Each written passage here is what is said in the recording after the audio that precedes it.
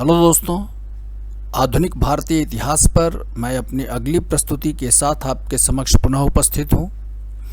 प्रस्तुत वीडियो में हम लोग राष्ट्रवादी आंदोलन के दूसरे चरण की एक महत्वपूर्ण घटना जो कांग्रेस के विभाजन से संबंधित है, इस पर चर्चा करेंगे।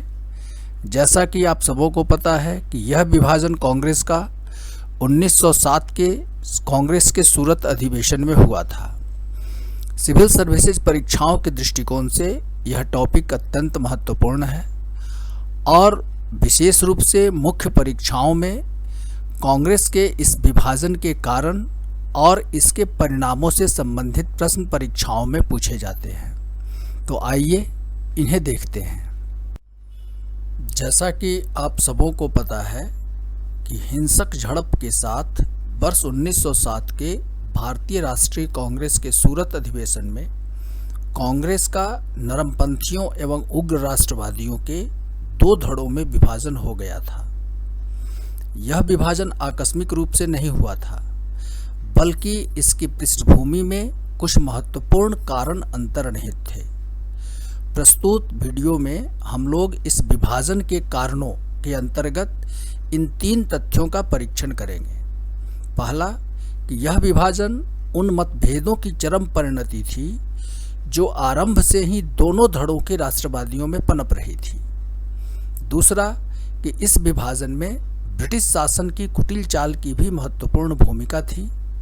और तीसरा, कि कांग्रेस का विभाजन दोनों वर्ग के राष्ट्रवादियों के गुमराह होने की अभिव्यक्ति थी।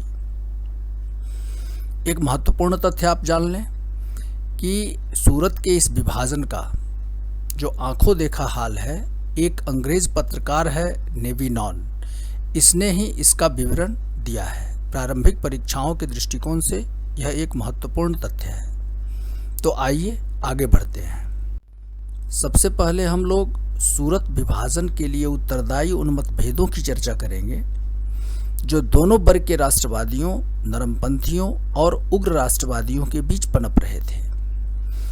दोस्तों, राष्ट्रवादी आंदोलन के प्रथम चरण तथा उग्र राष्ट्रवाद के उदय से संबंधित अध्ययन सामग्री मैं पहले ही आपके समक्ष प्रस्तुत कर चुका हूं, जिसमें आरंभिक राष्ट्रवादियों की सामाजिक संरचना, नरमपंथी आंदोलनों की रणनीति, उग्र राष्ट्रवाद के उदय के कारण उग्र राष्ट्रवादियों के आंदोलन की रणनीति, इन विषयों पर चर्चा की गई है।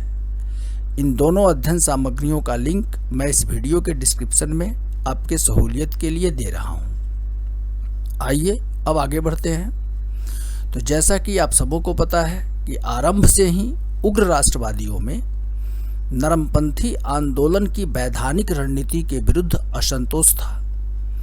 कांग्रेस के नेतृत्व के अंतर्गत आंदोलन के प्रथम चरण अर्थात 1885 से 1905 के बीच की अवधि में नरमपंथियों की उपलब्धियां जो थी वो नगण्य रही थी।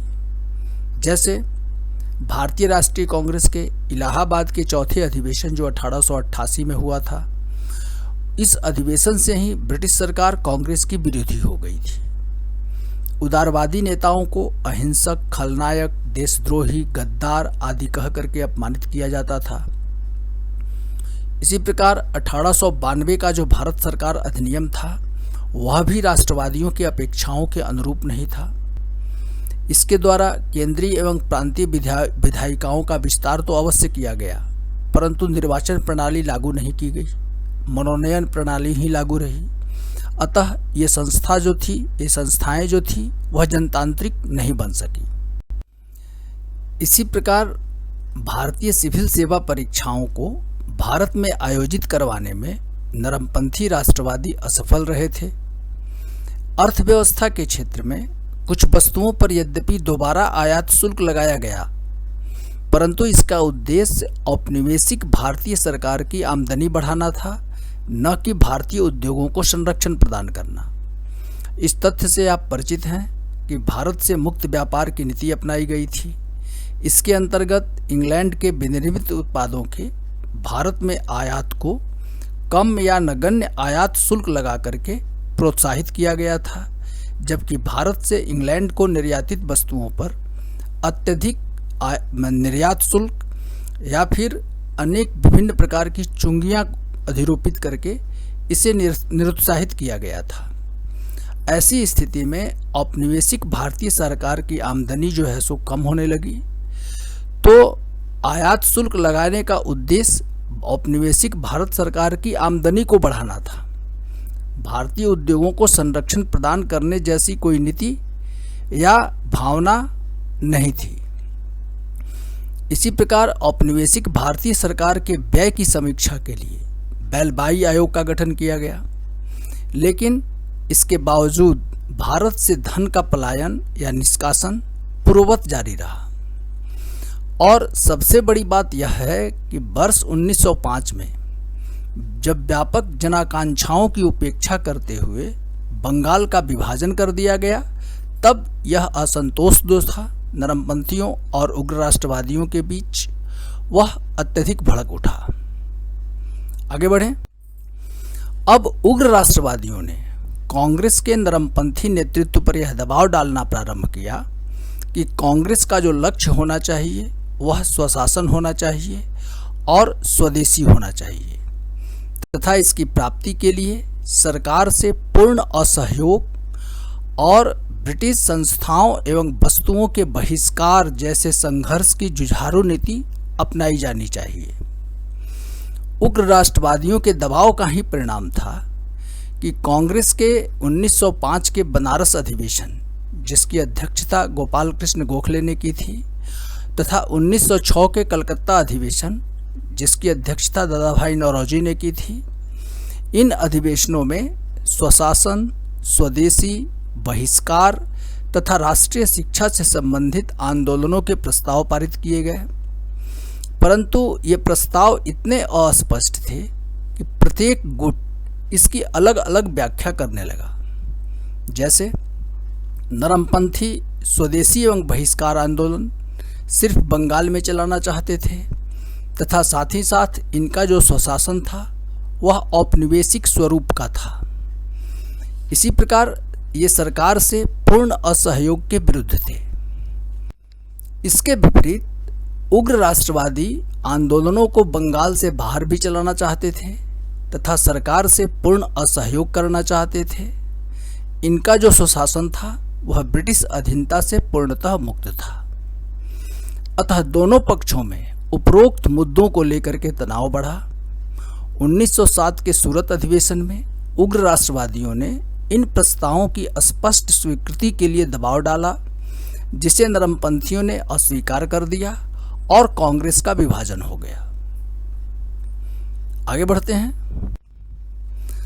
अब कांग्रेस के इस विभाजन में ब्रिटिश शासन की कुटिल चाल क्या थी, उसे हम लोग देखते हैं। तो राष्ट्रवादी आंदोलनों को कमजोर करने का प्रयास आरंभ से ही ब्रिटिश सरकार के द्वारा किया जा रहा था। इस तथ्य से आप परिचित हैं। इसके लिए ब्रिटिश सरकार प्रतिक्रियावादी ताकतों से हाथ मिला रही थी। विशेष रूप से अलीगढ़ आंदोलन को प्रोत्साहन देकर के मुसलमानों को राष्ट्रीय आंदोलनों के विरुद्ध खड़ा किया जा रहा था। कांग्रेस के इलाहाबाद के चौथे अधिवेशन से डफरिन कांग्रेस का विरोधी हो गया था। इस तथ्य की चर्चा हम लोग पहले कर चुके हैं। लॉर्ड कर्जन का कथन था कि कांग्रेस अपने पतन की ओर जा रही है और मेरी इच्छा है कि मैं इसकी शांतिमय मृत्यु में सहायता करूं। जब बंग भंग के विरोध में, बंगाल विभाजन के विरोध में स्वदेशी आंदोलन उग्र राष्ट्रवादियों के नेतृत्व में जोड़ पकड़ने लगा, तब इसे समाप्त करने के लिए वायसराय जो थे उस समय लॉर्ड मिंटो, इसने दमन, समझौते और उन्मूलन की रणनीति अपनाई। आइए देखें कैसे। इसके अंतर्गत नरमपंथियों को सुधारों का चारा फेंककर अपने पक्ष में करने, तत्पश्चात उग्र राष्ट्रवादियों का दमन करने और अंततः नरमपंथियों की अवहेलना कर संपूर्ण आंदोलन का दमन करने की नीति अपनाई गई थी। तो दमन, समझौता और उन्मूलन की नीति के अंतर्गत यही उद्देश्य था ब्रिटिश सरकार का। भारत सचिव उस समय लॉर्ड मोरले थे। उस समय गोपाल कृष्ण गोखले 2 बार इंग्लैंड गए। तो इस भारत सचिव लॉर्ड मोरले और गोपाल कृष्ण गोखले के मध्य उग्र राष्ट्रवादियों से दूर रहने की शर्त पर सुधारों से संबंधित एक समझौता भी हो चुका था और नरमपंथियों से मिंटो ने बातचीत करनी भी प्रारंभ कर दी थी सुधारों के संदर्भ में, लेकिन यह केवल एक चाल मात्र थी। नरमपंथी इसी बहकावे में आ गए तथा उग्र राष्ट्रवादियों से अलग होने के लिए वे तत्पर हो गए। नरमपंथी कांग्रेस के 1905 के बनारस अधिवेशन और 1906 के कलकत्ता अधिवेशन में पारित प्रस्तावों को लागू करना नहीं चाहते थे, जबकि दूसरी तरफ उग्र राष्ट्रवादी पारित प्रस्तावों को लागू करवाने पर अड़ गए। आगे बढ़ें। अब एक तथ्य यह है कि कांग्रेस का विभाजन दोनों वर्ग के राष्ट्रवादियों के गुमराह होने की अभिव्यक्ति थी। आइए इस तथ्य पर चर्चा करें कि कैसे दोनों ही वर्ग जो थे या दोनों राष्ट्रवादी वर्ग जो थे वो कैसे गुमराह हो गए। तो कांग्रेस का विभाजन वस्तुतः दोनों राष्ट्रवादियों के गुमराह होने की अभिव्यक्ति थी। विभाजन से राष्ट्रवादी आंदोलनों को गहरा धक्का लगा। नरमपंथी यह नहीं समझ सके कि गर्मपंथियों के क्रांतिकारी आंदोलन से भयभीत होकर के ही सरकार उनसे समझौता कर रही थी, न कि उनसे डरकर या फिर अपनी न्यायप्रियता के कारण। इसी प्रकार उग्र राष्ट्रवादी यह नहीं समझ सके कि उनकी ताकत इतनी नहीं बढ़ गई थी कि वे अंग्रेजों से सीधे संघर्ष कर सके।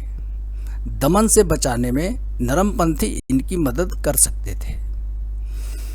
यद्यपि दोनों वर्गों के शीर्षस्थ नेतृत्व में विभाजन के खतरों की समझ अवश्य थी, लेकिन दोनों ही अपने सहयोगियों के दबाव में आकर के विभाजन को स्वीकार कर लिया।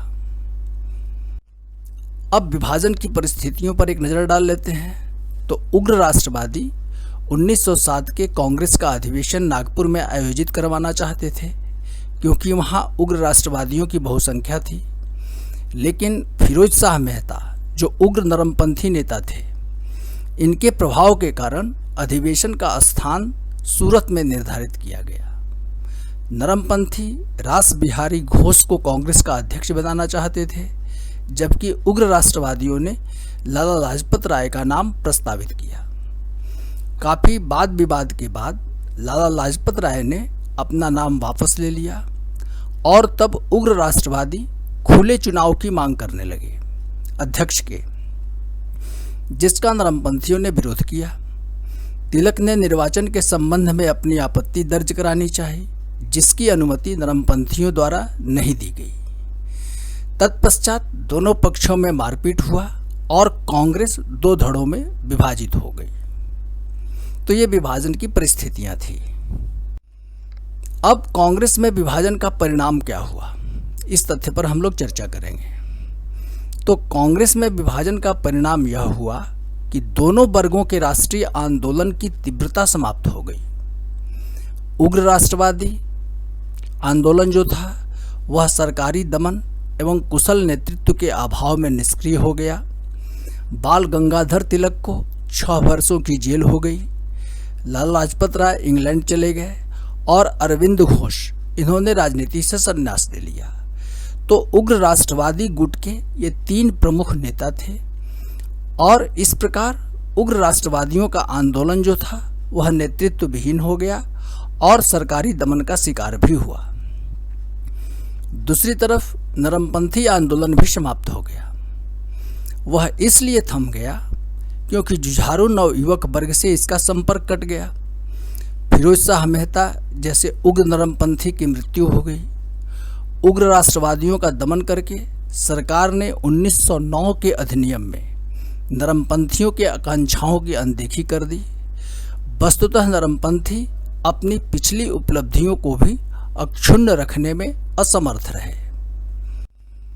इस विभाजन का एक अन्य महत्वपूर्ण परिणाम यह हुआ कि उग्र राष्ट्रवादियों के आंदोलन के दमन के पश्चात उत्पन्न हुई निराशा ने युवाओं में क्रांतिकारी राष्ट्रवादी भावना को जन्म दिया और क्रांतिकारी आंदोलनों की शुरुआत हुई। क्रांतिकारी आंदोलनों से संबंधित अध्ययन सामग्री भी मैं आपके समक्ष प्रस्तुत कर चुका हूं, जिसका लिंक इस वीडियो के डिस्क्रिप्शन में मैं आपके सहूलियत के लिए दे रहा हूं। इस प्रकार समग्र रूप से विभाजन जो था वह राष्ट्रीय आंदोलनों के लिए घातक सिद्ध हुआ। दोस्तों, इस वीडियो में बस इतना ही। यदि मेरी यह प्रस्तुति आपको उपयोगी लगी है तो कृपया मेरे इस वीडियो को लाइक करें, और यदि अभी तक आपने मेरे इस चैनल को सब्सक्राइब नहीं किया है तो इसे सब्सक्राइब अवश्य करें। Thank you.